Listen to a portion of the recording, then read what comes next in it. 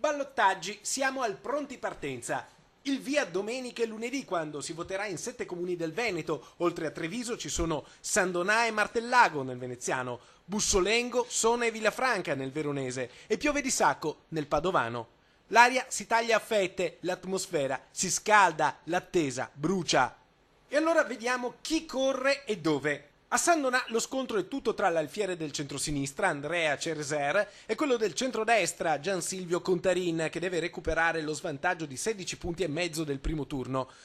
A Martellago, Monica Barbiero per il PD al primo round ha raccolto il 48,3%, molto più indietro il suo antagonista Antonio Santoliquido, unico candidato del Movimento 5 Stelle arrivato al ballottaggio in Veneto. Lui si era fermato al 17,5%.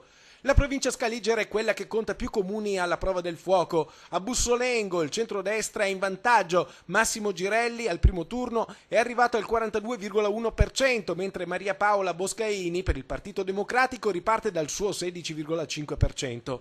A Sona due Mazzi si contendono una sola poltrona. Sono Gianluigi Mazzi, sostenuto da diverse liste civiche, e Gualtiero Mazzi della Lega Nord, che dovrà recuperare 7,2 punti percentuali. A Villafranca Mario Faccioli per il PDL ha raccolto il 38,2%, mentre per il PD Paolo Martari aveva fatto il 31,2%. Nel padovano, a Piove di Sacco, Davide Gianella del PD è in vantaggio con un primo turno che lo ha proiettato al 37,1%, mentre rincorre Andrea Recaldin targato Lega Nord col 25,2%. Insomma, tutto è ancora da decidere.